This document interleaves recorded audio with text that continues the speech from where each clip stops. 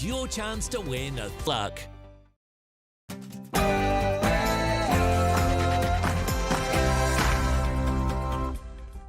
Hello there, it's 6 o'clock. I'm Michelle Dewberry, and this is Dewbs & Co. Coming up tonight, water is in a bit of a mess in this country. We all know that. So is it time then to get tougher on the bosses, removing their bonuses and even prison time if they don't conform?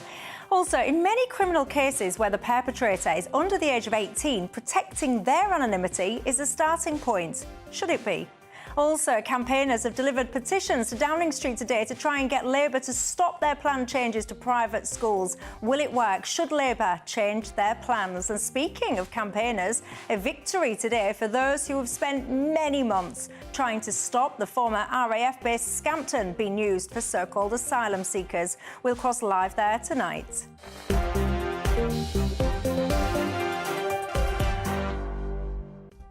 All of that and more. I also want to ask you about the House of Lords as well. Hereditary peers, is it time to get rid of all of them? But first, let's get stuck into the 6 o'clock news headlines.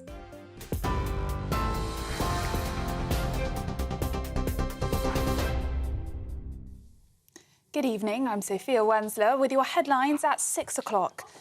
The Prime Minister has said he is deeply saddened by the death of a member of the Royal Navy after a Merlin helicopter ditched in the English Channel.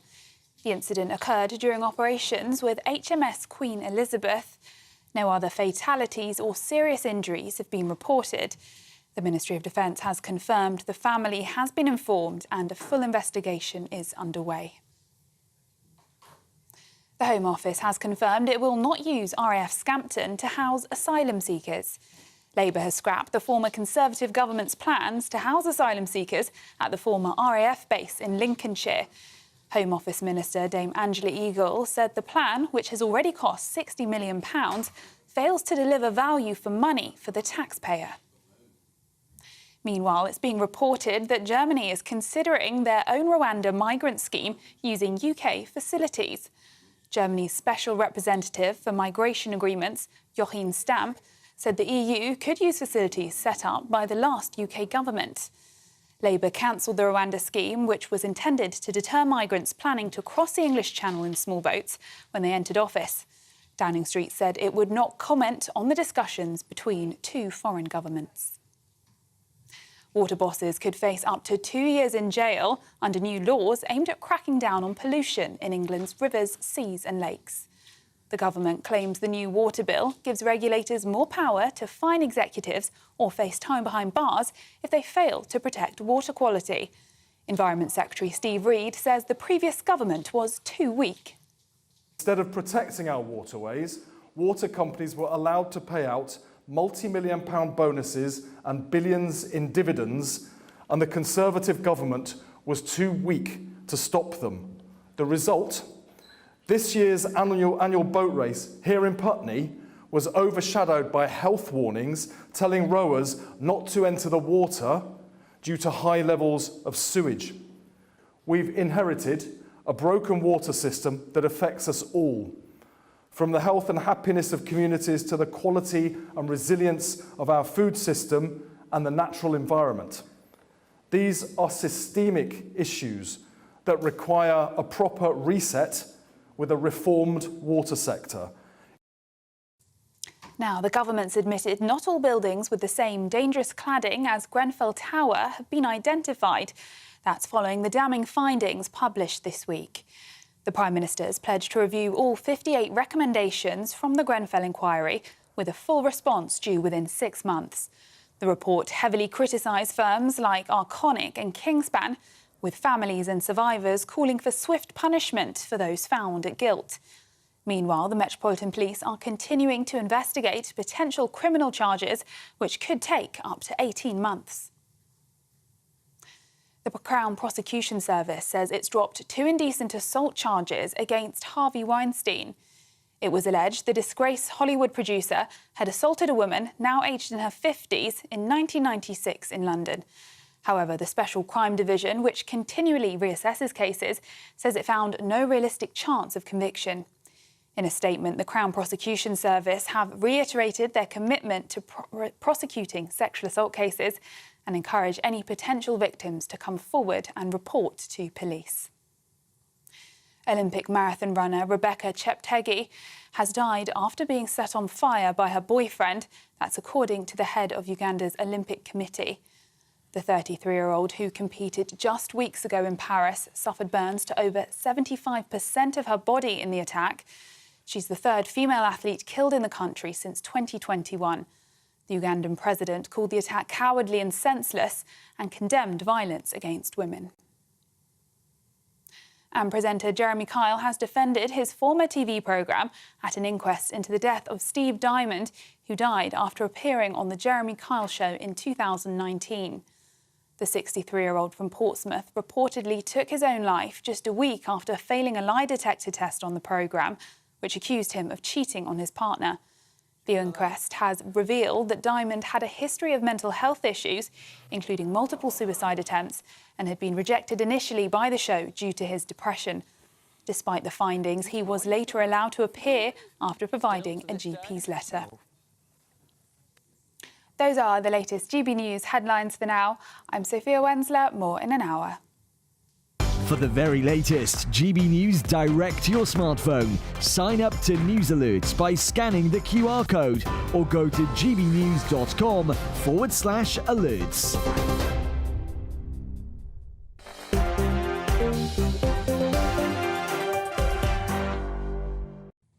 Hello there, I'm Michelle Dewberry. This is Dewbs & Co. We're with you till 7 o'clock tonight. Alongside me, my panel, Kelvin Mackenzie, the former editor of The Sun, and Tom Buick, the visiting professor of education at the University of Staffordshire. Good evening, gents, to both of you.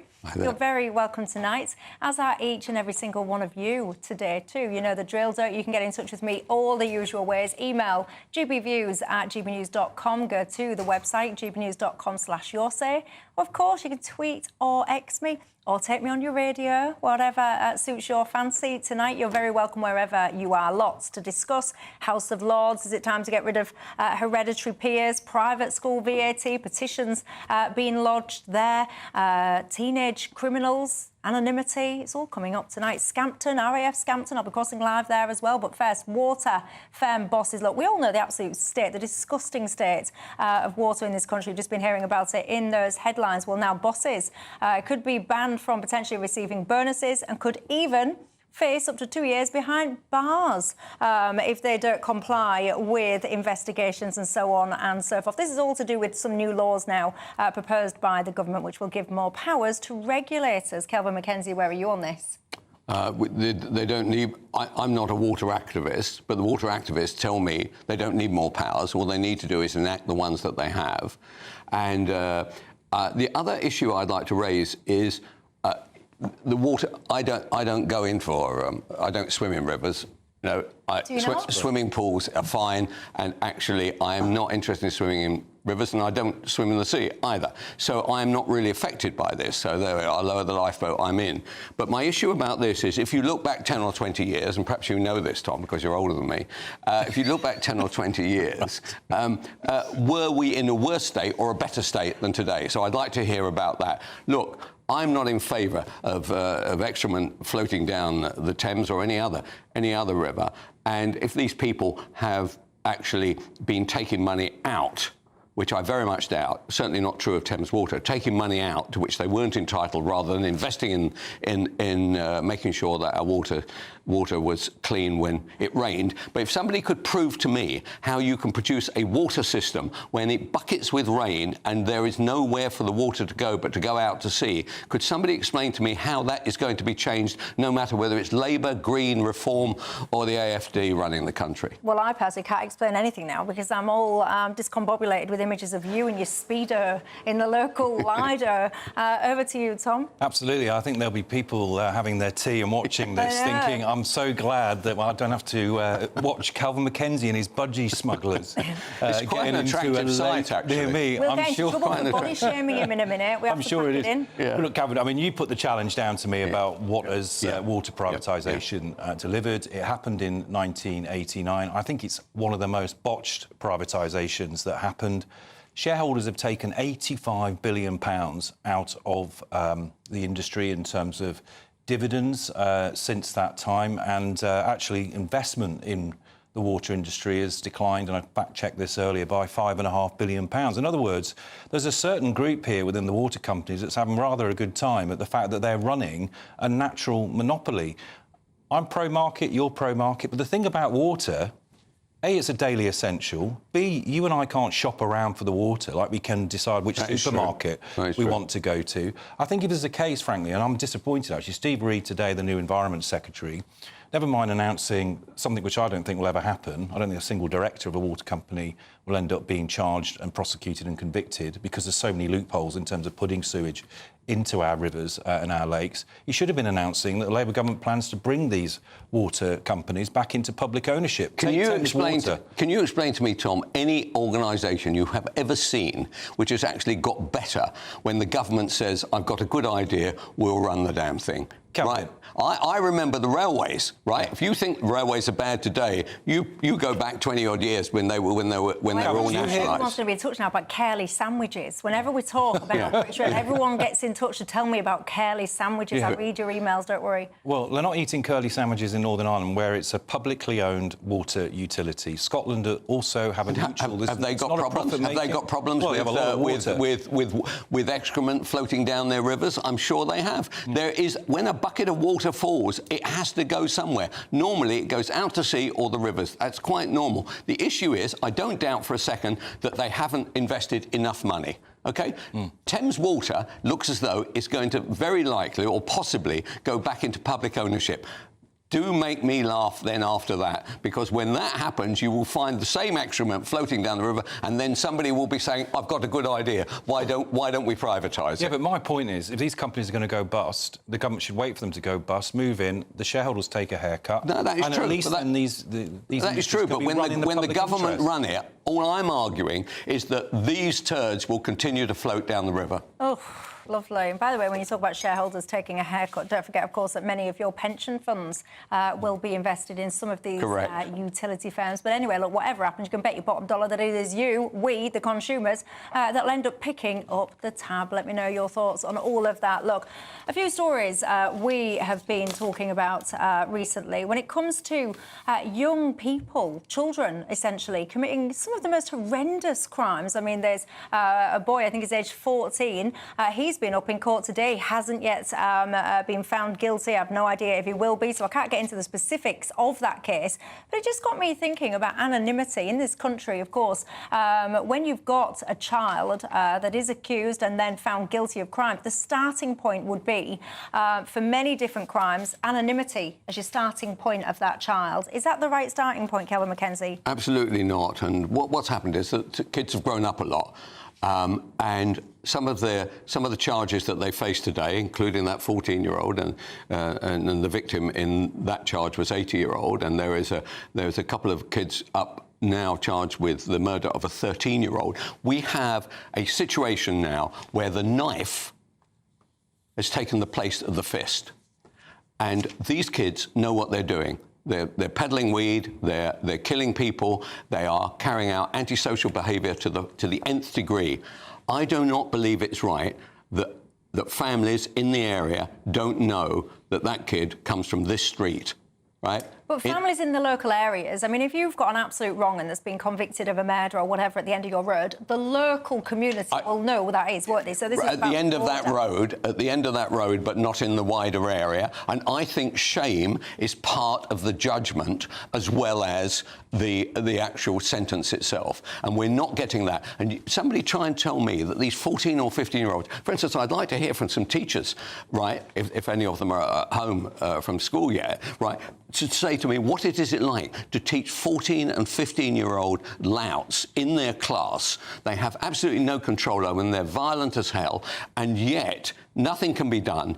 And these kids go on to carry out crimes. And these crimes, they should be identified. I want to know who. Why should it be there should be some cut-off at 17? I can understand at 11 or 12, perhaps.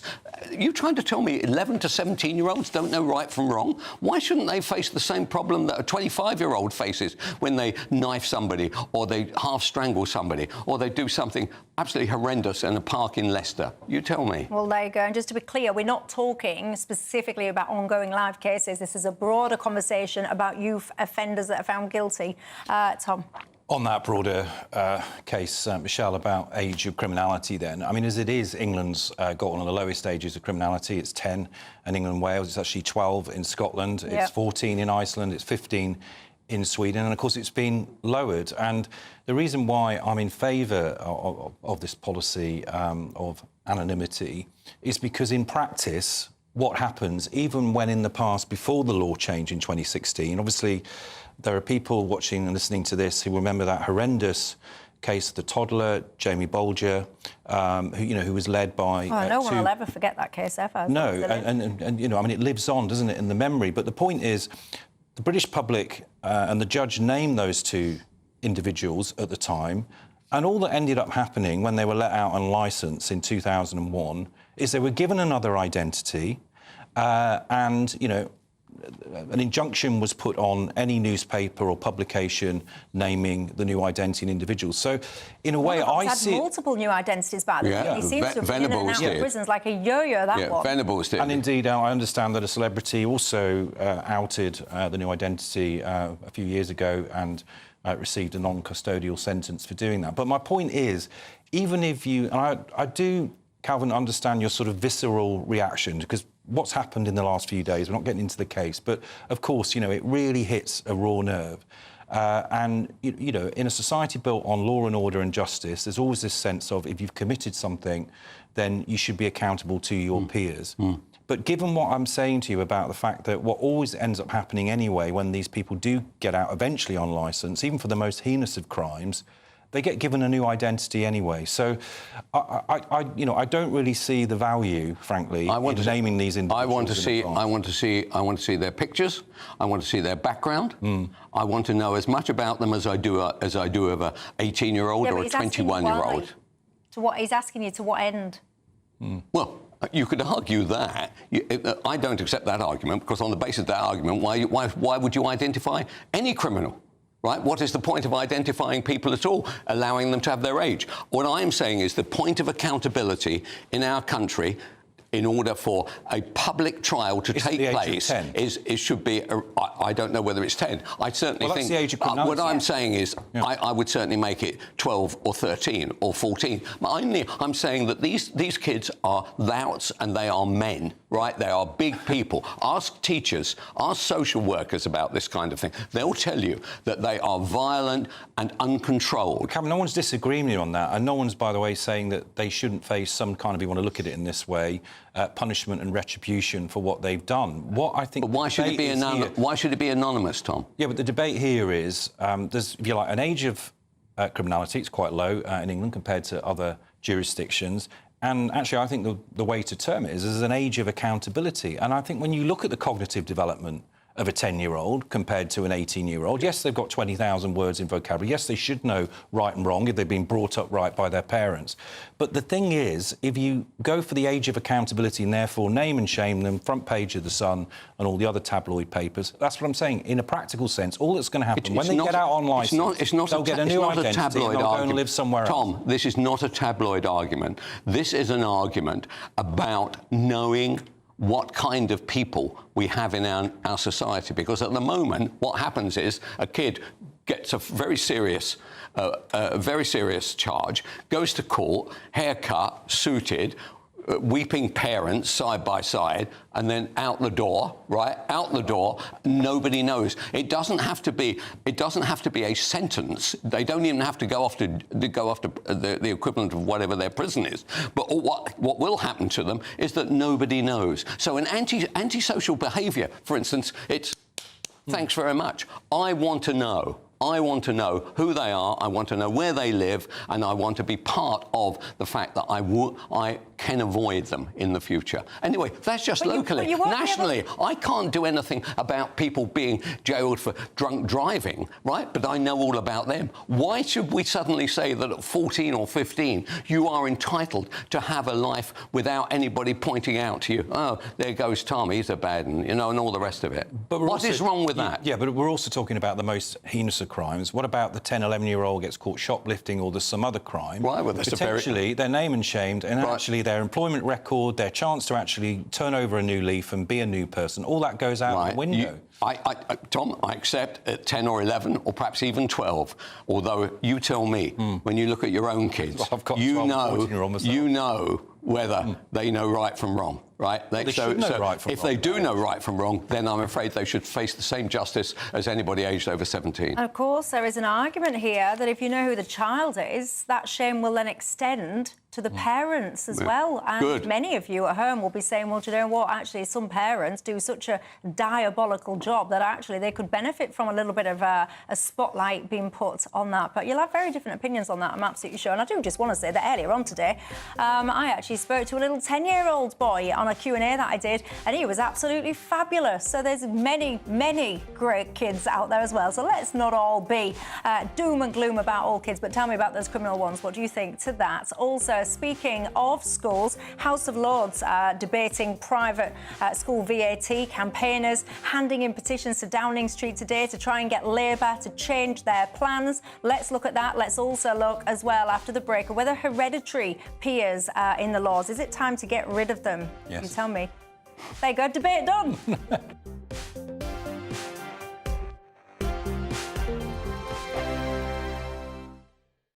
This is GB News, Britain's news channel. Many happy memories, and 9 in 10 Brits say certain foods evoke feelings of childhood nostalgia, with the mousse-like powdered dessert, Angel Delight, the most loved. Joining us now... I'm surprised by that. Yeah, well, Angel Delight.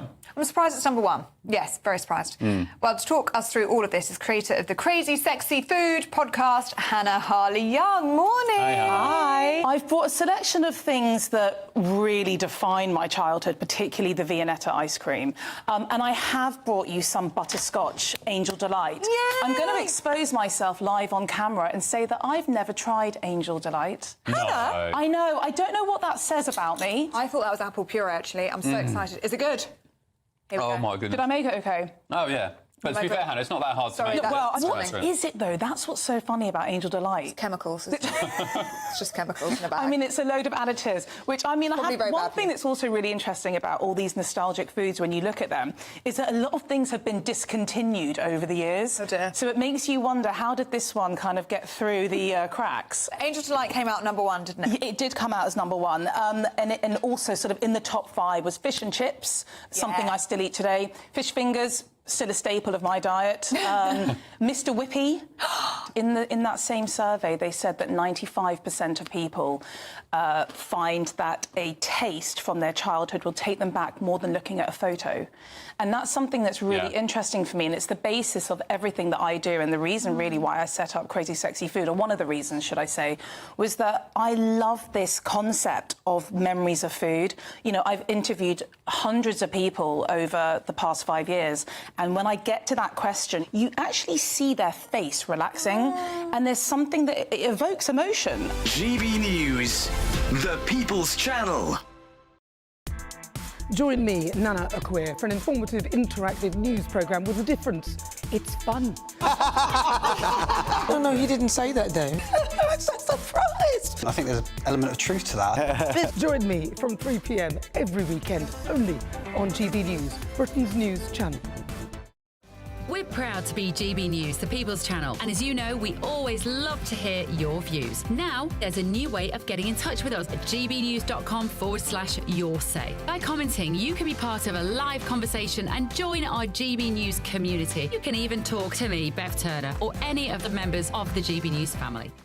Weekdays on GB News. Wake up to breakfast every day from 6 a.m. Followed by Britain's newsroom at 9:30. At noon, it's Good Afternoon Britain. Followed by Martin Daubney from 3 p.m. Only on GB News, the People's Channel, Britain's news channel.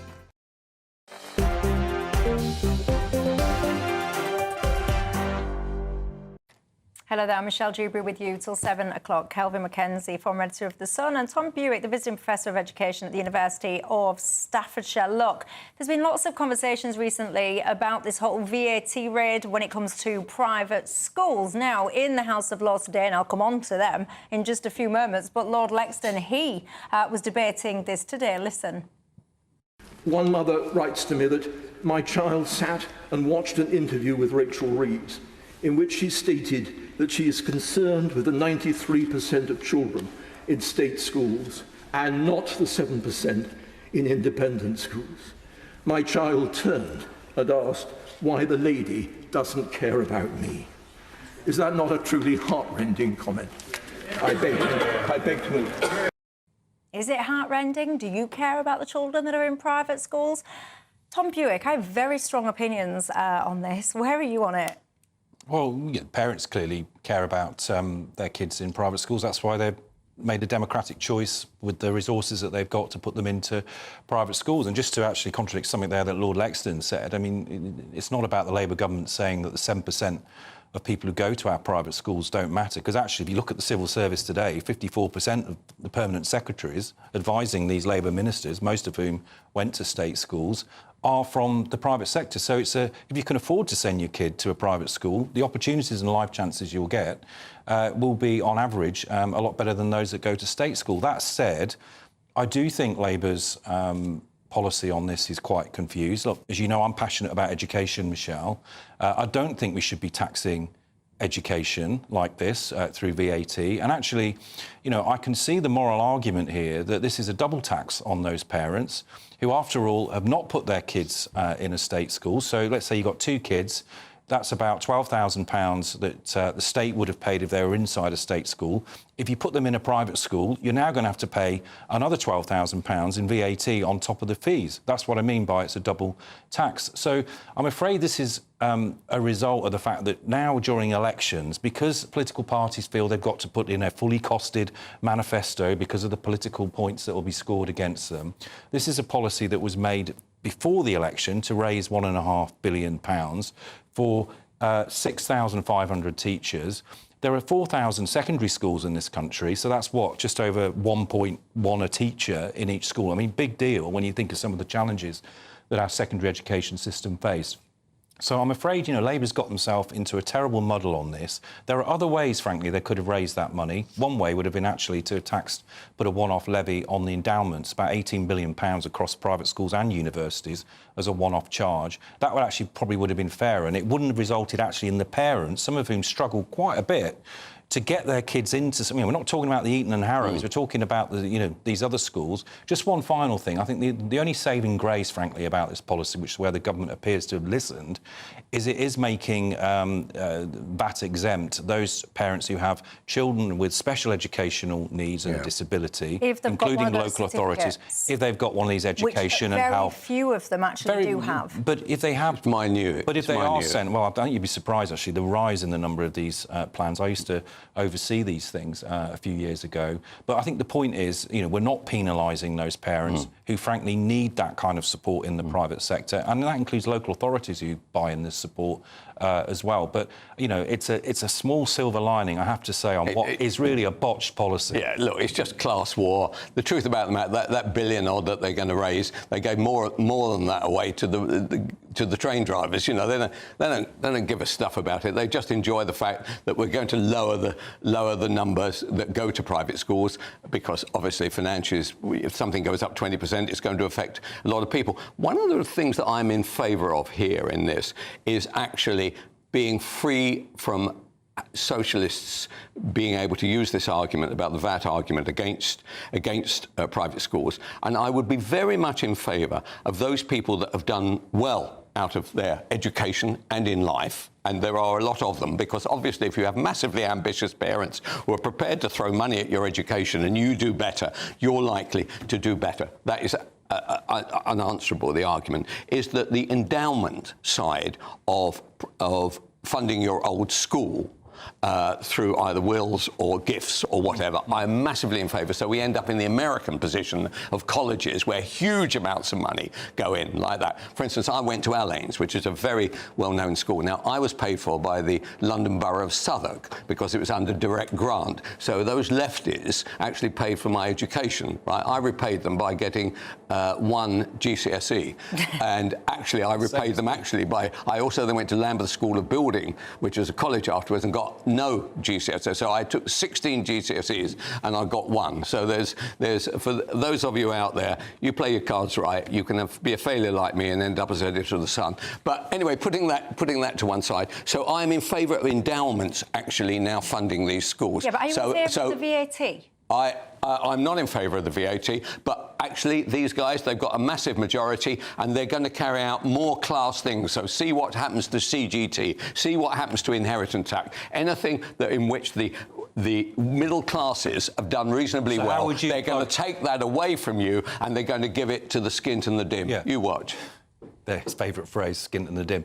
How would you fund a £22 billion black hole in the public I don't believe there is a £22 billion well, the OBR says. They've added 10 billion of it themselves through payments to their state employees. So they say they've got 20. They have a policy plan which will be expensive. They want to fund that, and that there would have been money which had been unspent by the Conservatives. I totally accept that. But they invest 22 billion. Honestly, we are in for 5 years of nightmare of every year saying, oh, it's the Tories, it's the Tories. And by the way, you, the plumber, the brickie, the electrician, watch your taxes go up, watch your NI go up. It's going to be a nightmare. Many people at home will be celebrating this addition of the VAT on the fees and things like tinkering with the business rates and things like that schools will be paying. They will think it's wonderful. And I would ask all of those people, you mentioned the SEND pupils, those people with special educational needs, and we're talking about the statistics here. The amount of children, so 20% of private school pupils receive support for SEND, and of those, less than 7% of them have one of these plans that you were just referring to. And I just think this is such an awful policy, and I think it is born purely out of envy. Nobody has managed to convince me of any other position on this, because, yes, you can talk about small sums of money, you can talk about 6,500 teachers. We have a recruitment problem in school teachers at the moment. We cannot even fill all the vacancies that we've got. So how all of a sudden are we randomly going to find this magic tree of desperate to be teachers, people just waiting for this 6,500 jobs? You will have people, children who are strivers, their parents are strivers. The wealthy don't care. The wealthy aren't bothered. They can bat off 20% in a blink of an eye. So all you're going to do is, if you're so bothered about the gap between the rich and the poor, the haves and the have-nots, you're going to make your private schools even more elite, and then you're going to have this sea of children that now have to leave their educational setting, be a burden on the state, bigger class sizes on the state, for what? So a few random people, random adults, can high-five themselves because they think that they've affected the rich. I think it's absolutely shameful. Look, did you want to make another point? Well, only to say, look, I mean, I wish it was a policy that was going to tackle the fact that we've got elites in our society who, on the whole, are privately educated, our military and our judiciary. But as you say, Michelle, it won't tackle that issue. It'll make it more elite. It will make it more elite, how do people not get this? It's basics. I just think the politics of envy, and I'm always open to having my mind changed. If you sit there and think you shouldn't know what you're talking about, it's not politics of envy, convince me. Nobody yet has managed to convince me of any proper business case where the numbers actually stack up, which would mean it would make any real difference at all, and it would not have the exact opposite effect when it comes to the gap between rich and poor. Many strivers will be hurt by this. We should applaud striving. We should applaud people prioritising the right things for their children as opposed to battering them so that we feel good about ourselves. Hereditary peers, let me try and squeeze this one in before I head to a break. Is it time to get rid of these 92 hereditary peers in the Lords?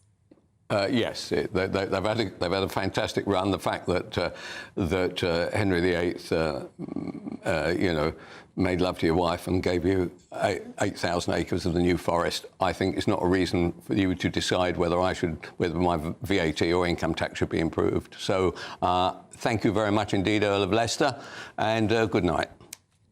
It's not just 92 of them that should be given their equivalent of a royal PAYE, I think all 700 of them that appointed this House of Cronies that we've got, which never mind Henry VIII. I mean, this goes back to Edward III, when the then House of Commons... Well, you were there.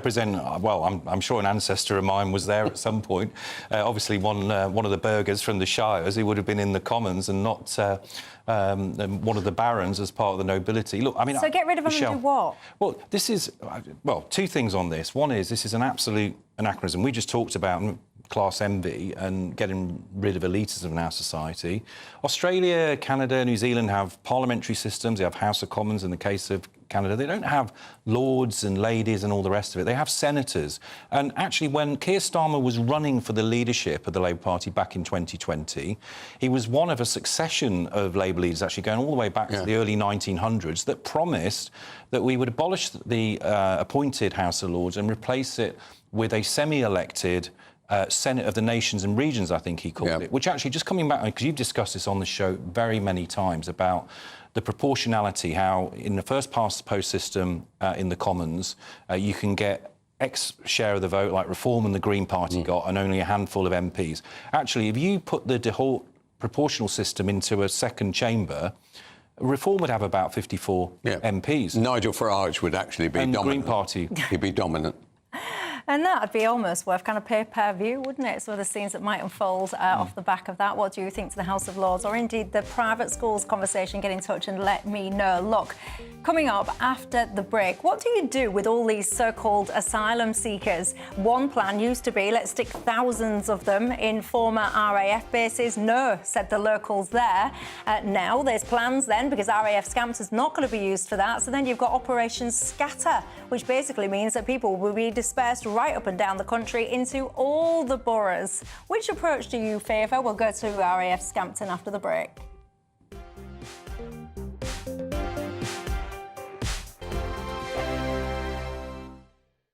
Hello again, welcome to the latest update from the Met Office for GB News. It's been a miserable end to the day for the south and southwest, and we'll see further spells of heavy rain during the next 24 to 48 hours.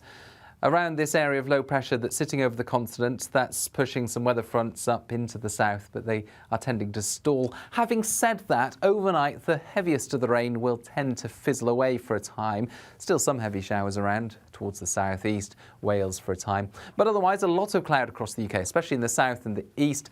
That low cloud will lead to a misty start in places on Friday morning and a mild start, 15 to 17 Celsius, a muggy night to come for many of us. But it's not going to be cloudy everywhere. Certainly towards western Scotland, we'll see blue skies first thing on Friday. Plenty of sunshine out there and already a warm start to the day. It's going to get warmer as the day progresses. Northern Ireland seeing some decent sunshine, particularly towards the west. Likewise for southwest Scotland, Cumbria, Lancashire, North Wales. These are the areas where we didn't see much summery weather during the summer, but on Friday and Saturday, we'll see plenty of warm sunshine instead.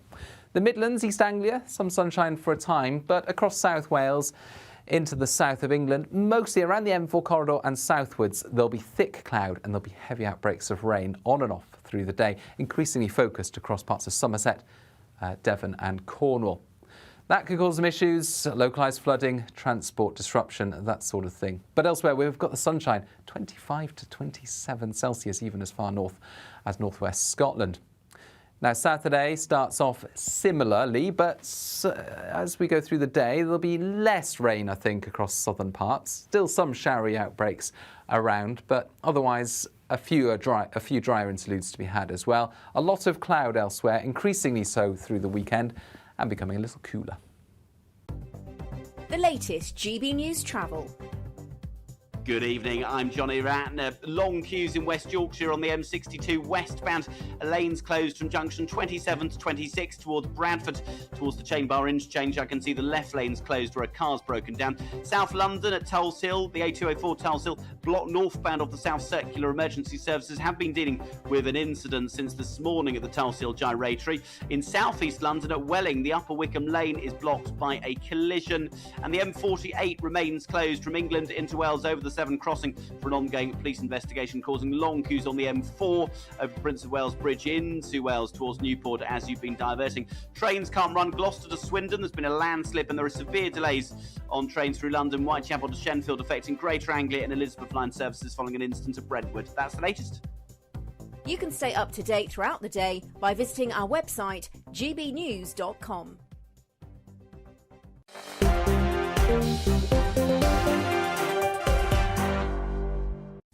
Hello there, Michelle Dewberry, Kelvin McKenzie and Tom Buick until 7. We were just having a little set to in that break then because Tom is one of those people that thinks you should equalise capital gains with income tax. So we've been going around that circle again. I don't think I'll open that can of worms on this show again today because he got quite a lot of abuse last time. Look, Margot says, I'm so cross about this private school policy. We send our child to private school and we go without. We pay double. We pay for state education and we also pay for our own private education. This is disgraceful politics of envy. That sentiment is really coming through thick and fast. Steve says, you do not make the poor rich by trying to make the rich poor. That is levelling down, not levelling up. Lots of support from people on the earlier topic about naming and shaming child criminals. But I'll put Tom's question to you. To what end? What is it you're hoping to achieve? If you think that you know that. Elizabeth, she's got in touch and says she completely disagrees with the removal of anonymity because it would basically just lead to the public taking revenge, trying to punish them, vigilantes and so on and so forth. And she said that is a downward spiral, so she definitely doesn't support that policy. Look, RAF Scampton, that's been in the press a lot of column inches over the last years, months. Why? Well, let's cross live to our correspondent, Will Hollis. He's there now. Will, good evening to you. Can you bring any viewer that has not followed the story of RAF Scampton up to speed?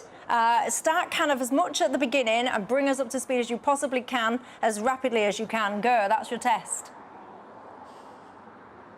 Yes, well, to say that the move to bring 2,000 asylum seekers to the former RAF base Scampton was controversial is a huge understatement. For a year and a half, there have been protesters at this gate who are angry and upset about the move to bring asylum seekers here. But tonight, you can see that they're celebrating. This was originally announced by the former Conservative government as a way to stop hotels being used, which were approximately £7 million a day being spent on hotels for asylum seekers, and an answer, as the former government thought, to solve the migrant crisis and the use of small boats to bring people here. And as I said, it has been controversial. There was a move at one time to dig up the bones of Guy Gibson's black Labrador dog. That was one controversial thing. There have been police down here on many occasions. People have been arrested. But what's happened today is the new Labour government, as they had originally promised, have decided to close RAF Scampton immediately for its intended purpose of housing asylum seekers.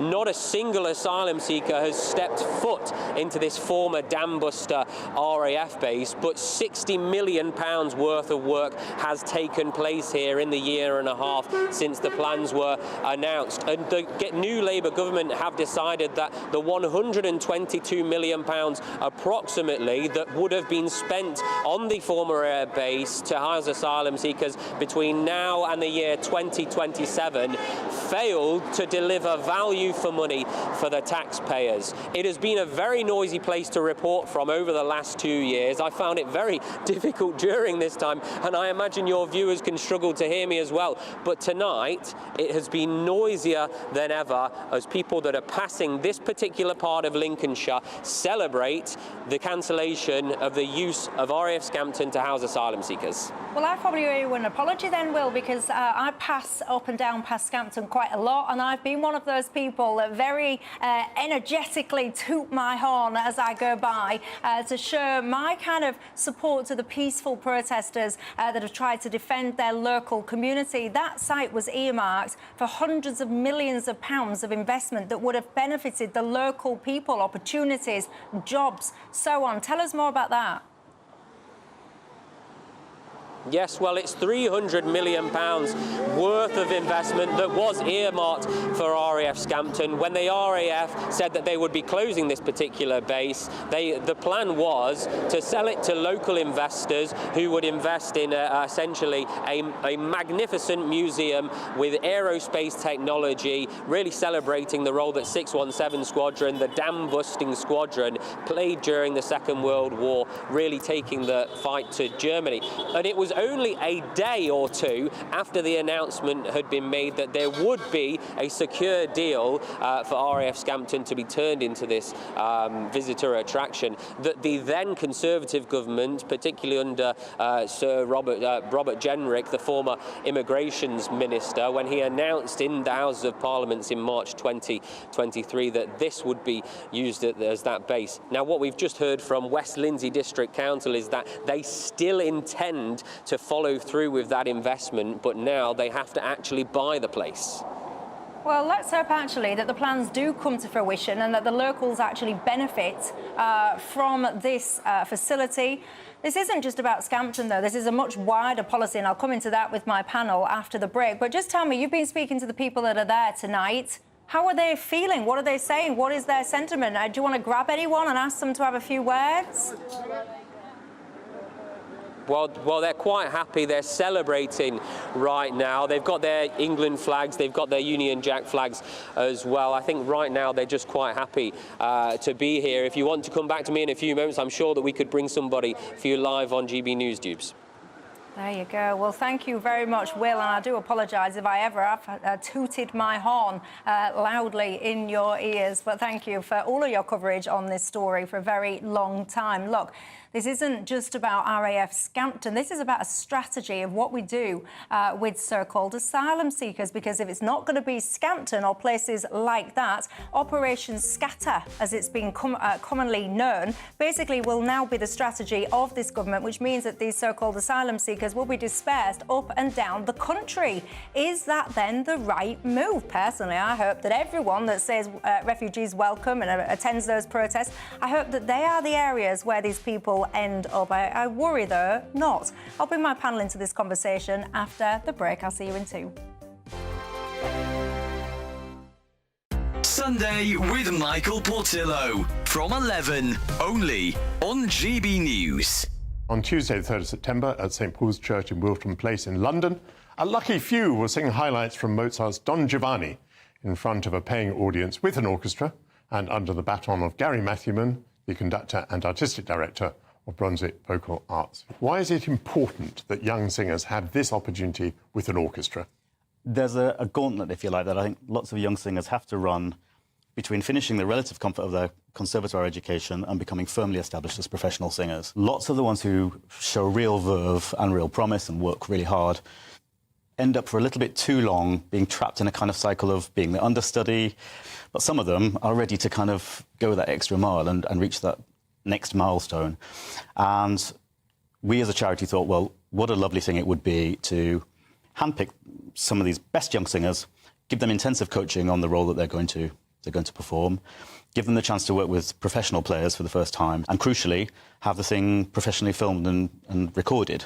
Because the first question all young singers are asked when they meet somebody influential now is, well, what's your website? Or You have coached the singer, coaching the singer either towards a recital or towards their performance, their part in an opera. Tell me a little bit about that process. It's a case of asking them questions which make them bring a character to life, so that when an audience member witnesses this person singing, they don't just think, oh, that's a pretty noise. They think, oh, there's something going on here that I recognise.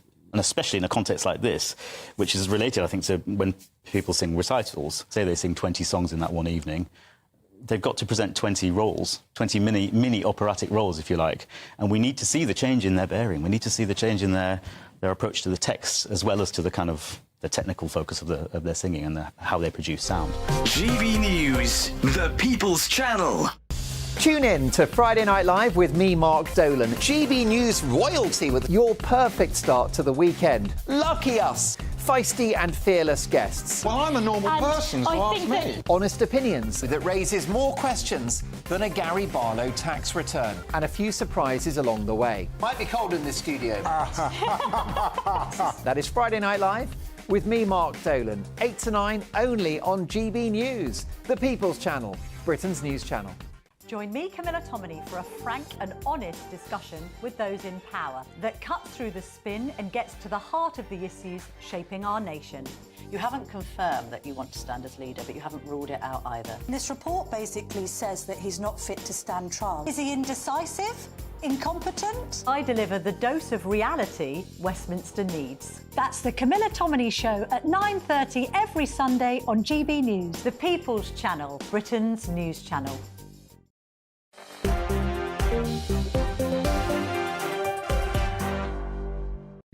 Shut up, you two. They're nattering away. They don't respect my breaks and my timings, you know. I think they just have such a good debate. It could carry on this programme with these two until about 12 o'clock tonight. Look, lots of you guys getting in touch about that conversation there we've just been having. Pat on Twitter says it's a great win for Lincolnshire that Scampton will not be used in that way. The noise that you can hear right now is all of us yellow bellies, he says, cheering away. That made me smile. On the VAT one, Carol on Twitter says, Michelle, ultimately, sending your child to private school is a choice. It's a choice that you choose to make. No one forces you to make that. State school children, they don't have a choice in what they can and can't do or where they can and can't go. What do you think to all of that? Get in touch and tell me. But let's carry that conversation on. Kelvin McKenzie and Tom Buick alongside me, because we've just been talking about Scampton, the fact that that is now not going to house all of those asylum seekers, so-called, that it was originally planned to. Well, it caught my eye that Tony Blair, he has been speaking out about the influx of immigrants in Britain during his premiership. He acknowledges the strain that so many numbers has placed on communities. I mean, I don't want to say something that would get me into trouble, but I mean, come on now. It's not that very difficult to have spotted the strain on communities, is it? Many people have been warning about this for a very long time. Look, there's a few things going on here. Pick whatever you want, because there's also some interesting stuff going on in Germany on this topic as well. Whatever angle you want, Kelvin.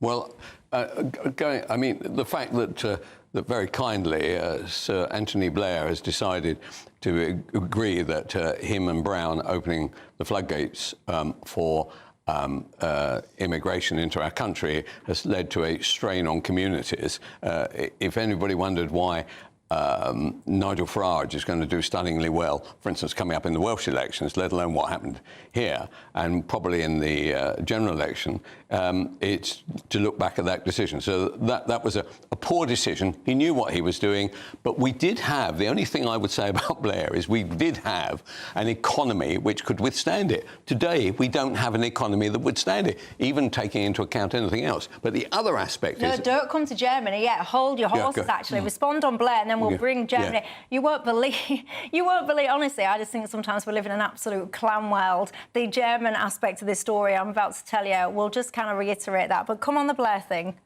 Yeah, I mean, in terms of Blair's interview, I mean, he's basically trying to get it out there that because he was Prime Minister between 2004 and 2008, 2009, before Brown came in, that somehow he's not responsible for a country the size of Sweden that's moved here in terms of net migration. I mean, actually, I checked the figures earlier. You know, Britain's population growth is about 60% more as a result of that. Now, as it happens, I'm pro-migration. I think, as you say, we needed those people for our economy. Well, we needed people anyway.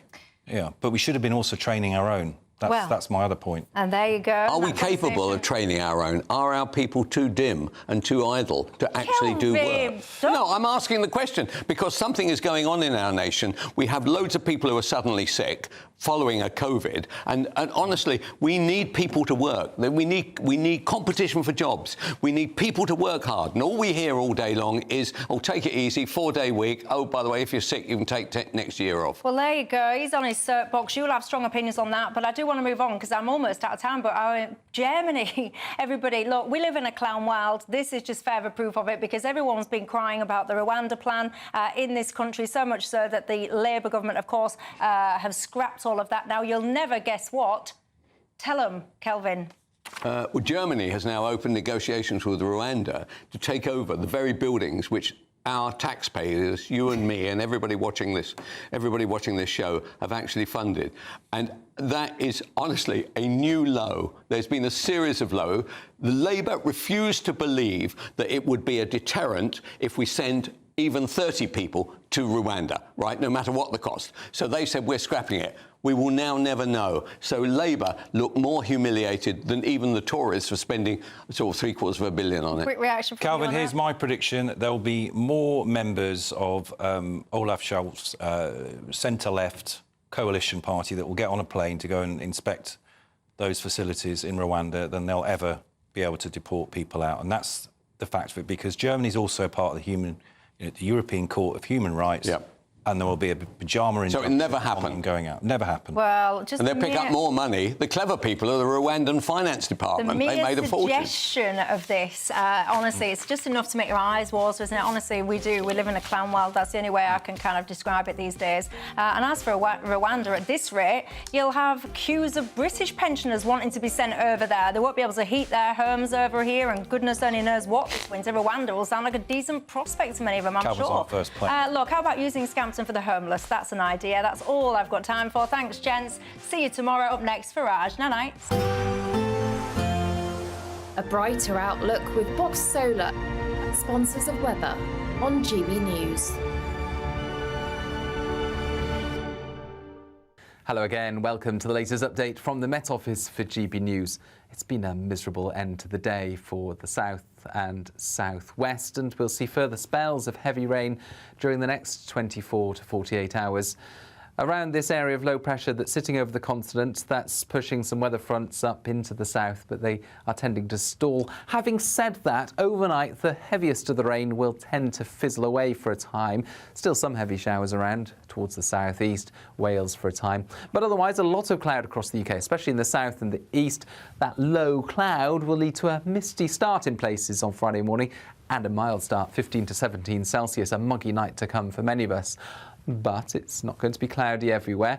Certainly towards western Scotland, we'll see blue skies first thing on Friday. Plenty of sunshine out there and already a warm start to the day. It's going to get warmer as the day progresses. Northern Ireland seeing some decent sunshine, particularly towards the west. Likewise